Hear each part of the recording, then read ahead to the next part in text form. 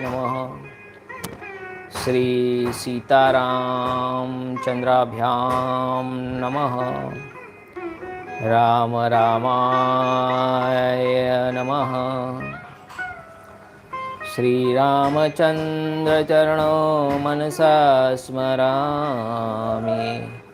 श्रीरामचंद्रचरणो वचसा गृह्णामि। श्रीरामचंद्रचरणो शिरसा नमामि। श्रीरामचंद्रचरणो शरणं प्रपद्ये।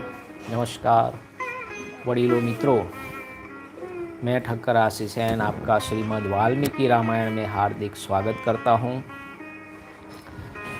गीता प्रेस गोरखपुर से प्रकाशित श्रीमद् वाल्मीकि रामायण का हिंदी अनुवाद ये चल रहा है।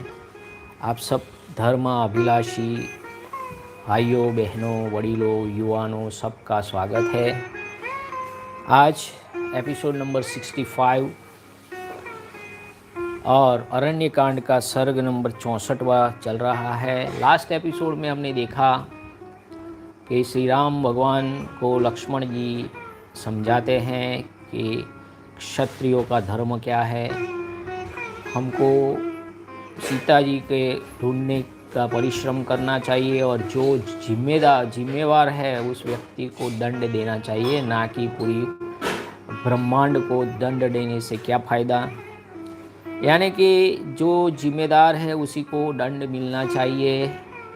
और फिर जटायु का मिलन होता है। जटायु बताते हैं कि रावण ने आपकी जानकी का हरण किया है।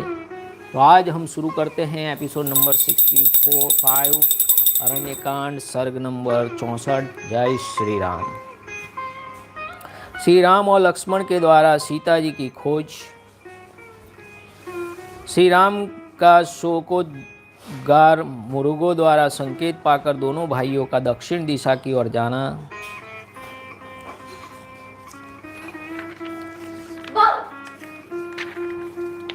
सर्ग नंबर 69वां सर्ग नंबर 69 हम करने जा रहे हैं। 69 लक्ष्मण का अयोमुखी को दंड देना तथा श्री राम और लक्ष्मण का कबंध के बाहुबंध में पड़कर चिंतित होना। इस प्रकार जटायु के लिए जलांजलि दान करके वे दोनों रघुवंशी बंधु उस समय वहां से प्रशिष्ट हुए और वन में सीता की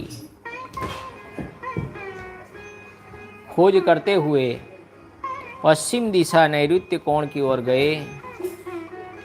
धनुष बाण और खड़ग धारण किए वे दोनों इक्ष्वाकुवंशी वीर उस दक्षिण पश्चिम दिशा की ओर आगे बढ़ते हुए एक ऐसे मार्ग पर जा पहुंचे जिस पर लोगों का आना जाना नहीं होता था। वह मार्ग बहुत से वृक्षों, झाड़ियों, लता, बेलों द्वारा सब ओर से घिरा हुआ था। वह बहुत ही दुर्गम, गहन और देखने में भयंकर था। उसे वेग पूर्वक लांघ कर वे दोनों महाबली राजकुमार दक्षिण दिशा का आश्रय ले उस अत्यंत भयानक और विशाल वन से आगे निकल गए। तदंतर जनस्थान में से 3 कोस दूर जाकर वे महाबली श्री राम और लक्ष्मण क्रौंचारण्य नाम से प्रसिद्ध गहन वन के भीतर गए। वह वन अनेक मेघों के समूह की भांति श्याम प्रतीत होता था। विविध रंग के सुंदर फूलों से सुशोभित होने के कारण वह सब ओर से हर्षो फूल सा जान पड़ता था। उसके भीतर बहुत से पशु पक्षी निवास करते थे। सीता का पता लगाने की इच्छा से वे दोनों उस वन में उनकी खोज करने के लिए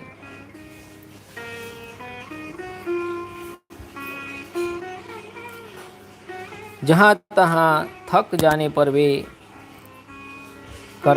खोज करने लगे। वह वन अनेक मेघों के समूह के भांति श्याम प्रतीत होता था।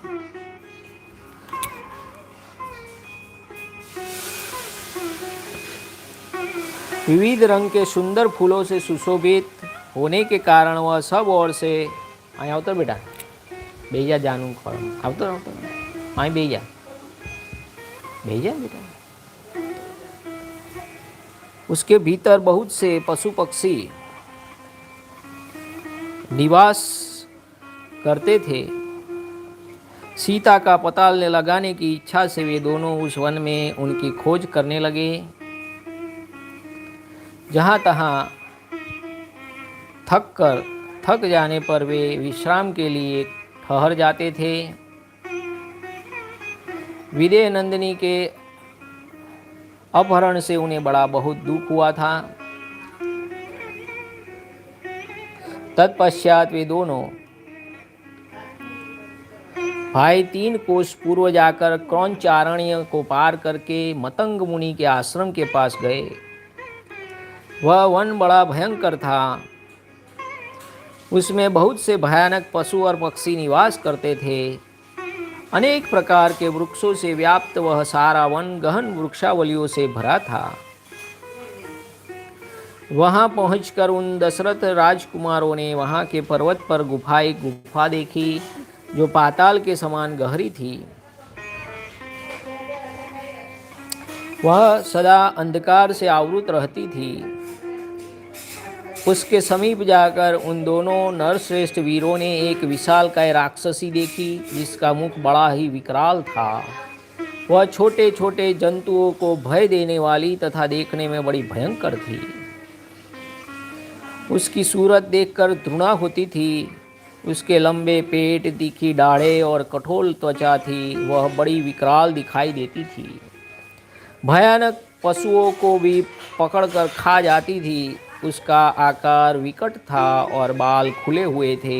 उस कंदरा के समीप दोनों भाई श्री राम और लक्ष्मण ने उसे देखा। वह राक्षसी उन दोनों वीरों के पास आई और अपने भाई के आगे चलते हुए लक्ष्मण की ओर देखकर बोली, आओ हम दोनों रमण करें। ऐसा कहकर उसने लक्ष्मण का हाथ पकड़ लिया। इतना ही नहीं, उसने सुमित्रा कुमार को अपनी भुजाओं में कस लिया और इस प्रकार कहा, मेरा नाम अयोमुखी है। मैं तुम्हें भार्या रूप से मिल गई तो समझ लो बहुत बड़ा लाभ हुआ और तुम मेरे प्यारे पति हो। प्राणनाथ वीर, यह दीर्घ काल तक स्थिर रहने वाली आयु पाकर तुम पर्वत की दुर्गम कंदराओं में तथा नदियों के तट पर मेरे साथ सदा रमण करोगे। राक्षसी के ऐसा कहने पर शत्रुसूदन लक्ष्मण क्रोध से जल उठे। उन्होंने तलवार निकालकर उसके कान, नाक और स्तन काट डाले। नाक और कान के कट जाने पर भयंकर राक्षसी जोर जोर से चिल्लाने लगी और जहाँ से आई थी उधर ही भाग गई। उसके चले जाने पर वे दोनों भाई शक्तिशाली श्री राम और लक्ष्मण बड़े वेग से चलकर एक गहन वन में जा पहुँचे।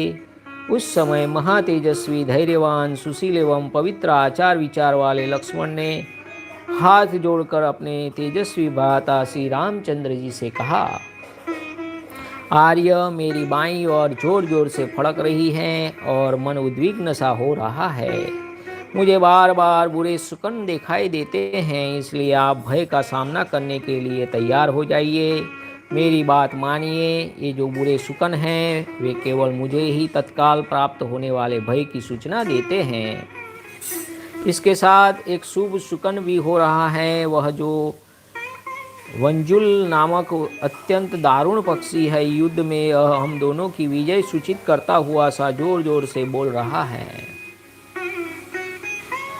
इस प्रकार बलपूर्वक उस सारे वन में वे दोनों भाई जब सीता की खोज कर रहे थे, उसी समय वहाँ बड़े जोर का शब्द हुआ जो उनका वन का विध्वंस करता हुआ सा प्रतीत होता था। उस वन में जोर जोर से आंधी चलने लगी। वह सारा वन उसकी लपेट में आ गया। वन में उस शब्द की जो प्रतिध्वनि उठी उससे सारा वन प्रांत गूंज उठा। भाई के साथ तलवार हाथ में लिए भगवान श्री राम उस शब्द का पता लगाने ही चाहते थे कि एक चौड़ी छाती वाले विशालकाय राक्षस पर उनकी दृष्टि पड़ी। उन दोनों भाइयों ने उस राक्षस को अपने सामने खड़ा पाया। वह देखने में बहुत बड़ा था, किंतु उसके न मस्तक था, न गला, कबंध, धड़ मात्र ही उसका स्वरूप था और उसके पेट में ही मुंह बना हुआ था। उसके सारे शरीर में पैने और तीखे रोए थे। वह महान पर्वत के समान ऊंचा था। उसकी आकृति बड़ी भयंकर थी। वह नील मेघ के समान काला था और मेघ के समान ही गंभीर स्वर में गर्जना करता था।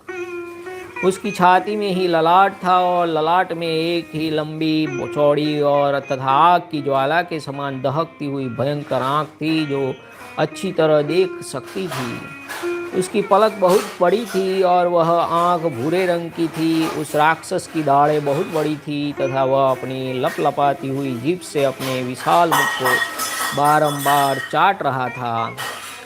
अत्यंत भयंकर रीछ, सिंह, हिंसक पशु और पक्षी ये ही उसके भोजन थे।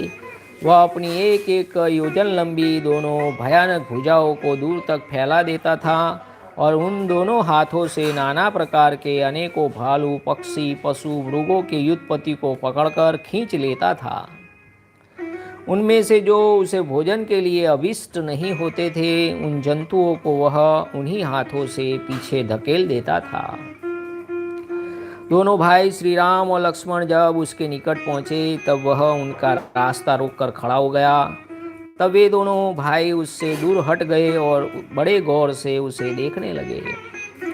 उस समय वह 1 कोस लंबा जान पड़ता था। उस राक्षस की आकृति केवल कबंध धड़ के रूप में ही थी, इसलिए वह कबंध कहलाता था। वह विशाल, हिंसापरायण, भयंकर तथा 2 बड़ी बड़ी भुजाओं से युक्त था और देखने में अत्यंत घोर प्रतीत होता था। उस महाबाहु राक्षस ने अपनी दोनों विशाल भुजाओं को फैलाकर उस दोनों रघुवंशी राजकुमारों को बलपूर्वक पकड़ देते हुए एक साथ ही पकड़ लिया, पीड़ा देते हुए पकड़ लिया। दोनों के हाथ में तलवार थी, दोनों के पास मजबूत धनुष थे और वे दोनों भाई प्रचंड तेजस्वी, विशाल और भुजाओं से युक्त तथा महान बलवान थे। तो भी उस राक्षस के द्वारा खींचे जाने पर विवशता का अनुभव करने लगे। उस समय वहाँ शूरवीर रघुनंदन श्री राम तो बड़े धैर्य के कारण व्यथित नहीं हुए, परंतु बाल बुद्धि होने के तथा धैर्य का आश्रय न लेने के कारण लक्ष्मण के मन में बड़ी व्यथा हुई। देखिए, लक्ष्मण जो हैं अभी बाल बुद्धि हैं, धैर्य नहीं है, धीरज नहीं है, बस आज ही मुझे चाहिए तो चाहिए ऐसा। तब श्री राम के छोटे भाई लक्ष्मण विषादग्रस्त हो श्री रघुनाथ जी से बोले, वीरवर देखिए, मैं राक्षस के वश में पड़कर विवश हो गया हूँ। रघुनंदन, एकमात्र मुझे ही इस राक्षस को भेंट देकर आप स्वयं इसके बाहुबंधन से मुक्त हो जाइए। इस भूत को मेरी ही बलि देकर आप सुखपूर्वक यहाँ से निकल भागिए। मेरा विश्वास है कि आप शीघ्र ही विदेह राजकुमारी को प्राप्त कर लेंगे। ककुत्स कुलभूषण श्री राम वनवास से लौटने पर पितामहों की भूमि को अपने अधिकार में लेकर जब आप राज सिंहासन पर विराजमान होइएगा, तब वहाँ सदा मेरा ही स्मरण करते रहिएगा।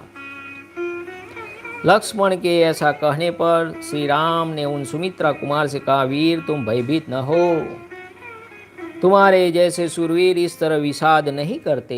देखिए, शूरवीर होता है ना, वो कभी विषाद नहीं करता, यानी शोक नहीं करता, चिंता नहीं करता है।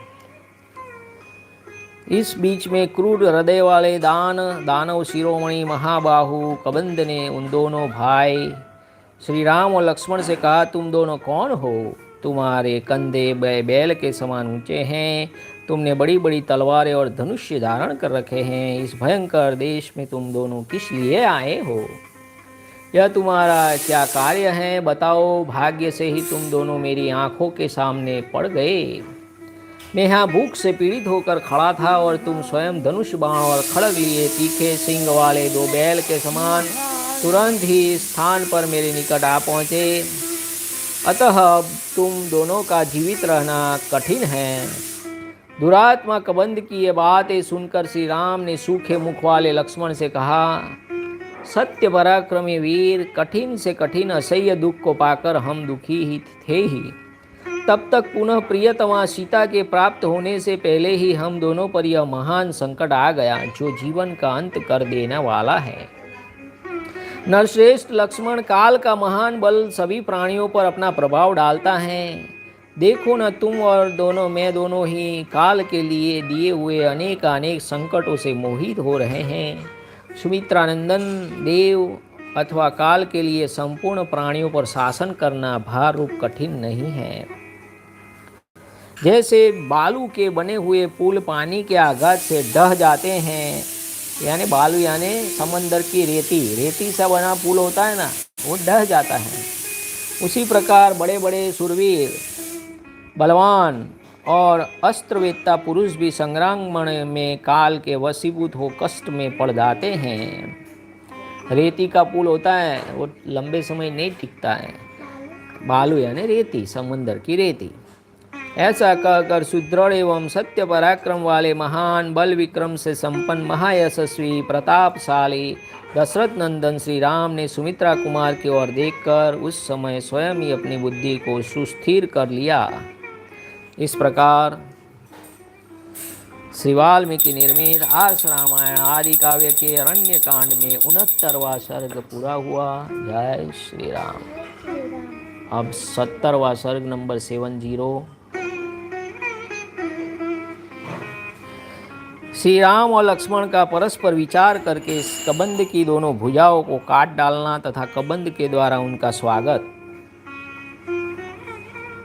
अपने बाहुपास में गिरकर वहां खड़े हुए उन दोनों भाई श्री राम और लक्ष्मण की ओर देखकर कबंध ने कहा, क्षत्रिय शिरोमणि राजकुमारों, मुझे भूख से पीड़ित देखकर भी खड़े क्यों हो? मेरे मुंह में चले आओ, क्योंकि देव ने मेरे भोजन के लिए ही तुम्हें यहाँ भेजा है, इसलिए तुम दोनों की बुद्धि मारी गई है। यह सुनकर पीड़ित हुए लक्ष्मण ने उस समय पराक्रम ही निश्चय करके यह समयोचित एवं हितकर बात कही, भैया यह नीच राक्षस मुझको और आपको तुरंत मुंह में ले ले, इसके पहले ही हम लोग अपनी तलवारों से इसकी बड़ी बड़ी बाहें शीघ्र ही काट डालते हैं। देखिए, यहाँ हिंसा कोई धर्म नहीं, यहाँ जो राक्षस है उसकी बाहें काट डालने की बात करते हैं।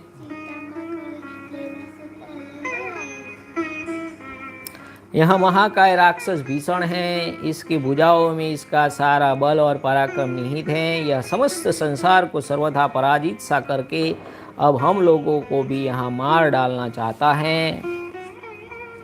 राजन रघुनंदन, यज्ञ में लाए गए पशु के समान निश्चेष्ट प्राणियों का वध राजा के लिए निंदित बताया गया है, इसलिए हमें इसे के प्राण नहीं लेने चाहिए, केवल भुजाओं का ही उच्छेद कर देना चाहिए। उन दोनों की यह बातचीत सुनकर उस राक्षस को बड़ा क्रोध हुआ और वह अपना भयंकर मुख फैलाकर उन्हें खा जाने को उद्धत हो गया। इतने में ही देश काल और अवसर का ज्ञान रखने वाले उन दोनों रघुवंशी राजकुमारों ने अत्यंत में हर्ष में भरकर तलवारों से उसकी दोनों भुजाएं काट गिराई। भगवान श्री राम ने उसके दाहिने भाग में खड़े थे, उन्होंने अपनी तलवार से उसकी दाहिनी बाह बिना किसी रुकावट के वेग पूर्वक काट डाली तथा वाम भाग में खड़े और वीर लक्ष्मण ने उसकी बाईं भुजा तलवार से उड़ा दी। भुजाओं के कट जाने पर वहाँ महाबाहु राक्षस मेघ के समान गंभीर गर्जना करके पृथ्वी, आकाश तथा दिशाओं को गुंजाता हुआ धरती पर गिर पड़ा। अपनी भुजाओं को कटी हुई देख खून से लथपथ हुए उस दानव ने दीनवाणी में पूछा, वीरो तुम कौन हो? तुम दोनों कौन हो? कबंध ने इस प्रकार पूछने पर शुभ लक्षणों वाले महाबली लक्ष्मण ने उसे श्री रामचंद्र जी का परिचय देना आरंभ किया। इक्ष्वाकु वंशी महाराज दशरथ के पुत्र हैं और लोगों में श्री राम के नाम से विख्यात है। मुझे इन्हीं का छोटा भाई समझो, मेरा नाम लक्ष्मण है। माता कैकेयी के द्वारा जब इनका राज्याभिषेक रोक दिया गया तब ये पिता की आज्ञा से वन में चले आए और मेरे तथा अपनी पत्नी के साथ इस विशाल वन में विचरण करने लगे। इस निर्जन वन में रहते हुए देव तुल्य प्रभावशाली श्री रघुनाथ जी की पत्नी को किसी राक्षस ने हर लिया है। इन्हीं का पता लगाने की इच्छा से हम लोग यहाँ आए हैं। तुम कौन हो और कबंध के नाम समान रूप धारण करके क्यों इस वन में पड़े हो, जिसका धड़ नहीं था वो कबंध के नाम से पहचानता है। छाती के नीचे चमकता हुआ मुंह और टूटी हुई जांद पिंडली लिए तुम किस कारण इधर उधर लुढ़कते फिरते हो। लक्ष्मण के ऐसा कहने पर कबंध को इंद्र की कही बात स्मरण में आई। अतः उसने बड़ी प्रसन्नता के साथ लक्ष्मण को उनकी बात का उत्तर दिया। पुरुष सिंह वीरों, आप दोनों का स्वागत है। बड़े भाग्य से मुझे आप लोगों का दर्शन मिला है। ये मेरी दोनों भुजाएं मेरे लिए भारी बंधन थी। सौभाग्य की बात है कि आप लोगों ने उन्हें काट डाला है। नरश्रेष्ठ श्री राम, मुझे जो ऐसा कुरूप रूप प्राप्त हुआ है यह मेरी ही उद्दंडता का फल है। यह सब कैसे हुआ वह प्रसंग आपको मैं ठीक ठीक बता रहा हूँ, आप मुझे सुने। इस प्रकार श्री वाल्मीकि निर्मित आर्ष रामायण आदि काव्य के अरण्य कांड में 77वां सर्ग पूरा हुआ। जय श्री राम। बेटा जय श्री राम।